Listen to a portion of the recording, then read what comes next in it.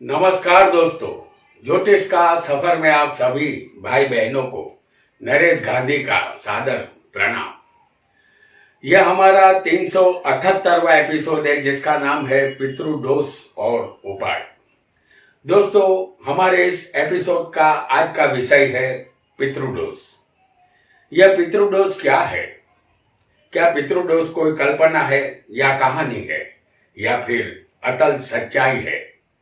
जहां तक ज्योतिष संबंधित बात करें तो पितृदोष एक कठोर सच्चाई है जिसे मानना ही होगा।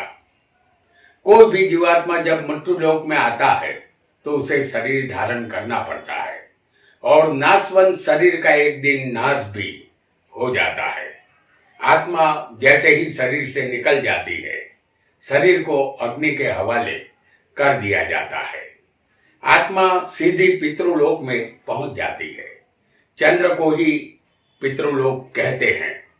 चंद्र के आगे बहुत से लोक होते हैं, जैसे वैकुंठ लोक, गौलोक, स्वर्गलोक, नरकलोक, विष्णुलोक, न जाने ऐसे कितने अनगिनत लोक होते हैं।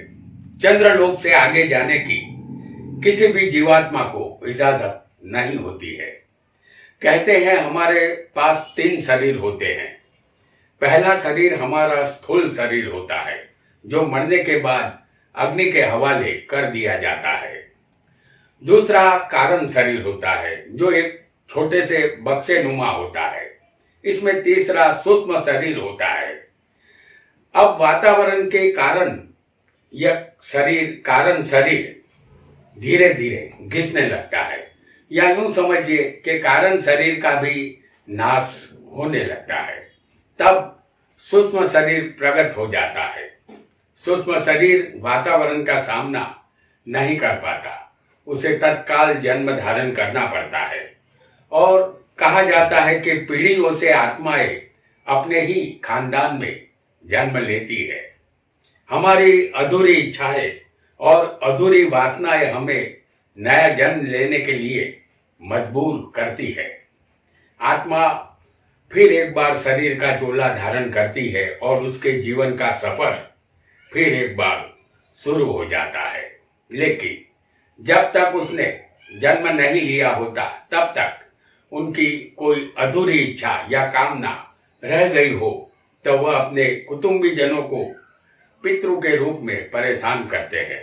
यह पितृ वही है जो हमारे खानदान के दादे परदादे होते हैं, जो वर्षों पहले गुजर चुके होते हैं, और उनकी अधूरी इच्छाएं हमारी जन्म कुंडली में पितृदोष के रूप में प्रकट हो जाती है। और पितृ को प्रसन्न करने के लिए ही हर साल श्राद्ध पक्ष का आयोजन हमारे भूतकालीन बड़े बुजुर्गों ने किया है। जिस तिथि के दिन जिसका श्राद्ध हो उस दिन बहन, भानेज, कुटुंबीजन को या ब्राह्मणों को भोजन कराने से हमारे पितरों का आशीर्वाद हमें मिलता है और हम सुखी बनते हैं। यदि हम ऐसा कुछ भी नहीं करेंगे तो हमारे पितृ अतृप्त रहते हैं। आइए जानते हैं कि हमारी कुंडली में पितृदोष कैसे बनता है और उसका उपाय क्या है। वीडियो को लाइक करें, शेयर करें और हमारे चैनल ज्योतिष का सफर को सब्सक्राइब करें। धन्यवाद। इस कुंडली में हमने सिर्फ लग्न लिखा है। आपका लग्न आपकी कुंडली में कोई भी हो सकता है। आपको सिर्फ पितृदोष कैसे बनता है इसे याद रखना है। यदि आपकी कुंडली में किसी भी स्थान में, कुंडली में 12 स्थान होते हैं, किसी भी स्थान में चंद्र के साथ राहु केतु की युति होगी तो उसे पितृदोष कहते हैं। यह युति हम उदाहरण के लिए 10वें स्थान में आपको दिखा रहे हैं।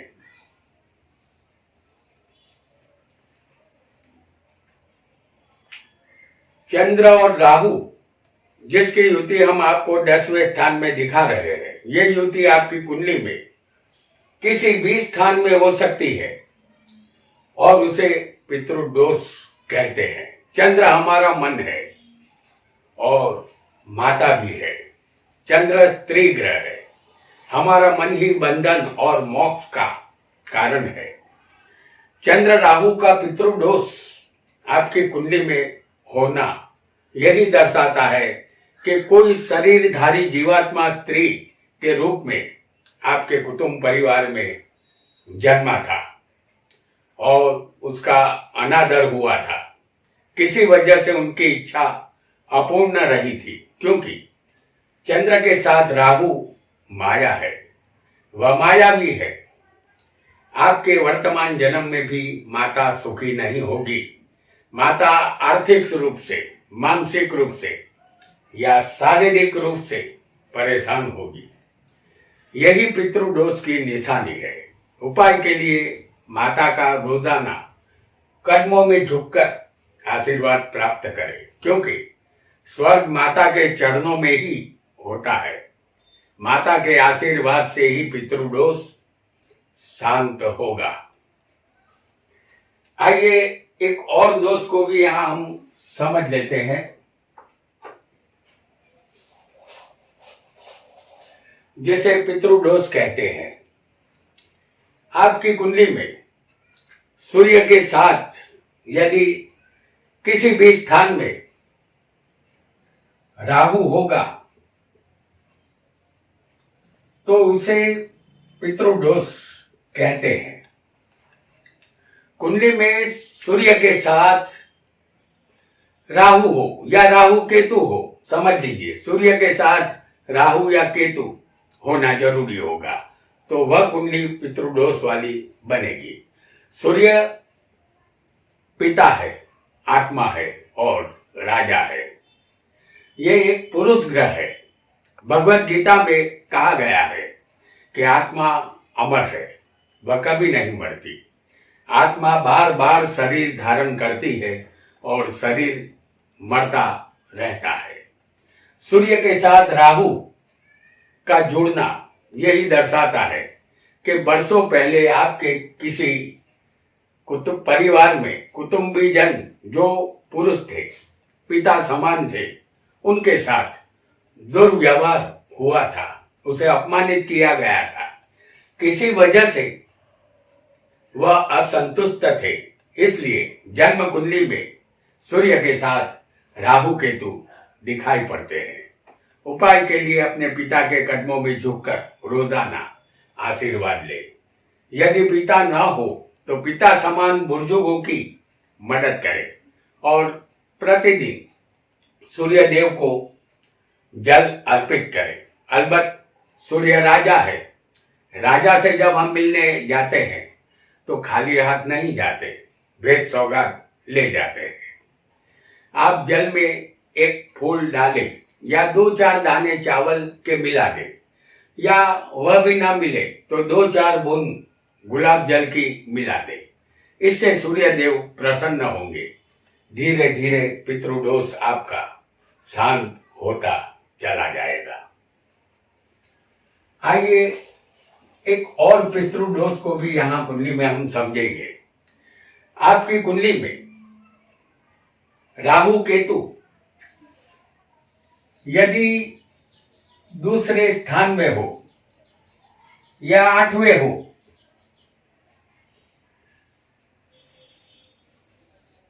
या राहु केतु 12वें हो या 6ठे हो या फिर राहु 10वें स्थान में मौजूद हो और केतु यहां 4ठे स्थान में होगा, तो आपकी कुंडली में राहु केतु 6ठे, 8वें, 12वें, दूसरे या 10वें स्थान में या 4ठे स्थान में होंगे तो उसे पितृदोष कहते हैं। इस कुंडली में राहु दूसरे होगा और केतु 8वें होगा, और राहु यदि 12वें होगा तो केतु 6ठे होगा, राहु 10वें होगा तो केतु 4ठे होगा। यह राहु केतु अकेले पितृदोष बनाते हैं। राहु केतु एक छाया ग्रह है। यह भौतिक पिंड नहीं है। दूसरे स्थान में राहु केतु का होना यही दर्शाता है कि किसी जन्म में परिवार के किसी सदस्य ने धन कमाने में लापरवाही बरती थी, कुटुंब में कलेश उत्पन्न किया था, अपनी वाणी से कुटुंबी जनों को अपमानित किया था। अष्टम में राहु केतु यह दर्शाते हैं कि परिवार में अपने रिश्तेदार या कुटुंबी जनों के मृत्यु के समय रुपया खर्च करना था जो नहीं किया गया था, वह रुपया बचा लिया गया था। छठे राहु केतु ये दर्शाते हैं कि किसी रोगग्रस्त कुटुंबी जन की सेवा नहीं की गई थी, उसके इलाज में कोताही बढ़ती गई थी, उसके साथ शत्रु जैसा व्यवहार किया गया था। और 12वें स्थान में राहु केतु तब आते हैं जब किसी परिवार के व्यक्ति ने इस धरती पर आकर कोई भी दान पुण्य का काम नहीं किया था। जो भी जिंदगी गुजारी वह अपने लिए थी, दूसरों को मदद रूप वह कभी नहीं बन सके थे। और 10वें स्थान में अकेला राहु ये दर्शाता है कि आपका पितृ संबंधित कोई कर्म बाकी है। जिस दिन आप गंगा नदी में स्नान करेंगे, आपके पितरों का उद्धार होगा और वह नया जन्म धारण करेंगे। 10वां राहु गंगा स्नान का पुण्य लाभ देता है। 10वां राहु पितृदोष बनाता है। उपाय के लिए प्रतिदिन नहा धोकर पीपल के वृक्ष पर ओम श्री पितृदेवाय नमः बोलकर सादा पानी चढ़ाए, इससे आपका पितृदोष शांत हो जाएगा। आइए एक और पितृदोष को भी यहां हम समझेंगे और वह पितृदोष कैसे बनता है इसे भी हम जान लेंगे। आपकी कुंडली में सप्तम या अष्टम में अकेला शुक्र होना चाहिए। आपका लग्न यहां कोई भी हो, शुक्र सप्तम में या अष्टम स्थान में अकेला होगा तो इसे पूर्वज दोष कहते हैं, पूर्वज को ही पितृ कहते हैं। शुक्र एक स्त्री ग्रह है, शुक्र ही पत्नी या प्रेमिका है।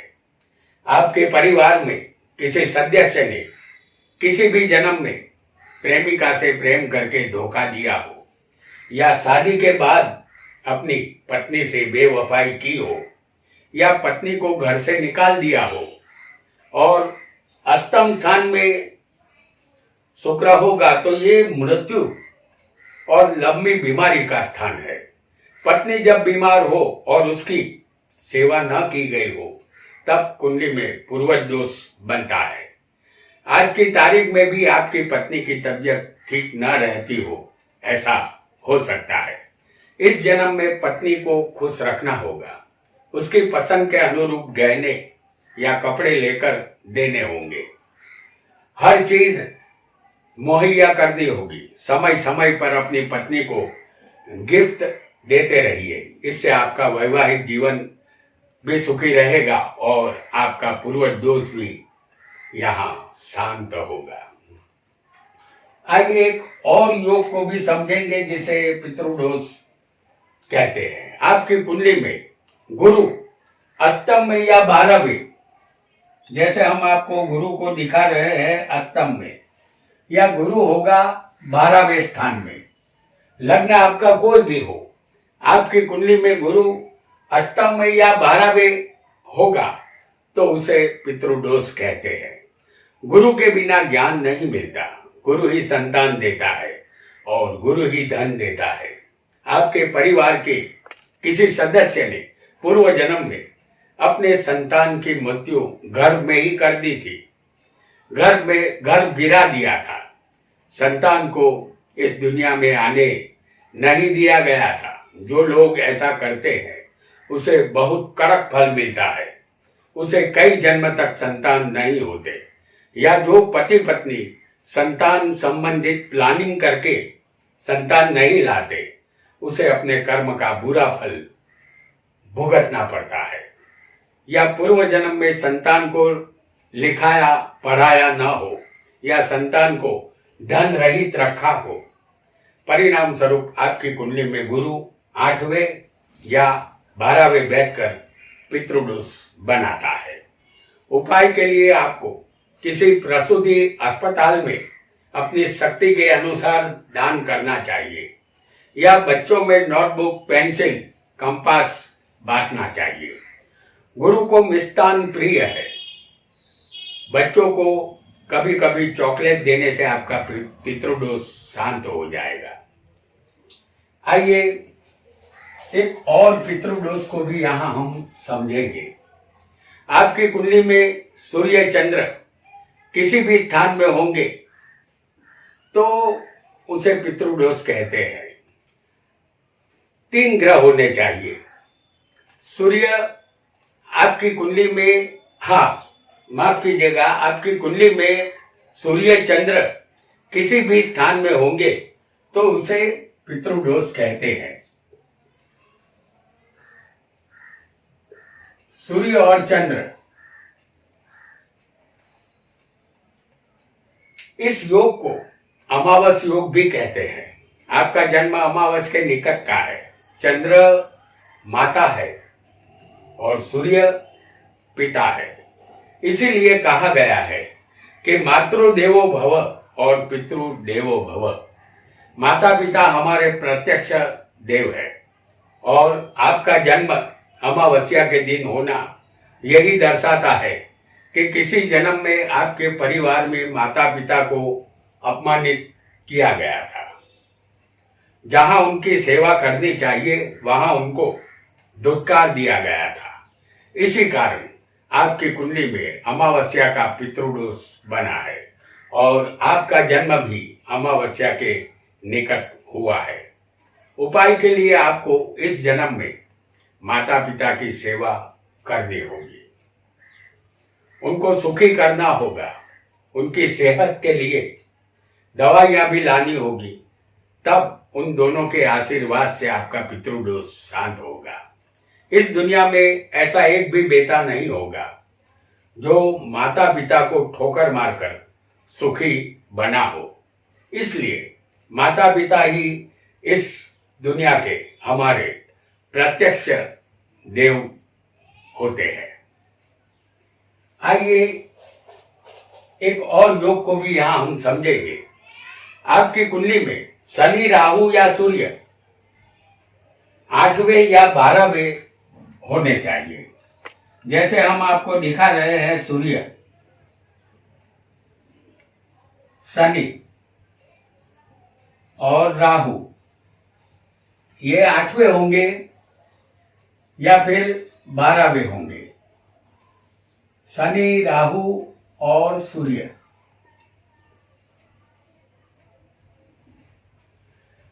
आपकी कुंडली में शनि, राहु या सूर्य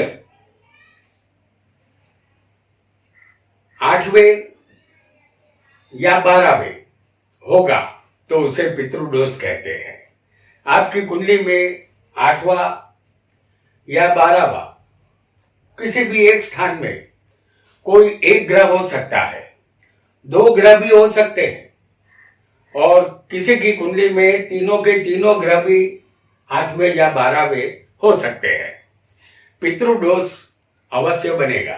आपके परिवार में किसी जन्म में किसी सदस्य ने सरकारी नौकरी के दौरान लांच रिश्वत ली थी, क्योंकि 8वां स्थान बिना मेहनत के धन का है। सूर्य सरकार है, शनि नौकरी देता है और राहु हराम की कमाई की तरफ ले जाता है। 12वें स्थान में सूर्य, शनि और राहु होने से आपके परिवार में किसी जन्म में किसी पिता समान व्यक्ति को बंधन योग उत्पन्न हुआ था। उपाय के लिए इस जन्म में आपको अपने पिता समान व्यक्ति की रक्षा करनी होगी। जब भी पुलिस का कोई केस बन जाए वर्तमान जन्म में, तो किसी भी बुधवार के दिन पक्षी बेचने वाले के पास जाए, पिंजरे में कैद कोई भी पक्षी को खरीदे, पक्षी की जो कीमत हो उस कीमत में अपनी वर्तमान उम्र जो आपकी है तो उस उम्र के हिसाब से उतने रुपये पक्षी की रकम में जोड़ दे। पक्षी खरीदने के बाद उसे खुले आकाश में छोड़ दे। पक्षी जब तक आपको आकाश में उड़ता हुआ दिखाई दे, तब 2 हाथ जोड़कर प्रार्थना करें कि हे पक्षी राज, हमने आपको पिंजरे की कैद से मुक्त करवाया है, तो हमें भी बंधन से मुक्त ही रखे। इस उपाय से आपका पितृदोष धीरे धीरे शांत हो जाएगा। तो दोस्तों, आज हमने पितृदोष के उपायों को जाना। एक बात सदा ध्यान में रखें, पितृदोष माता पिता की कुंडली में होगा तो उनके संतानों की कुंडली में भी होगा, और उनके संतानों की कुंडली में भी होता है। यह पीढ़ियों तक चलता रहता है। आज इतना ही। आपका बहुत बहुत धन्यवाद।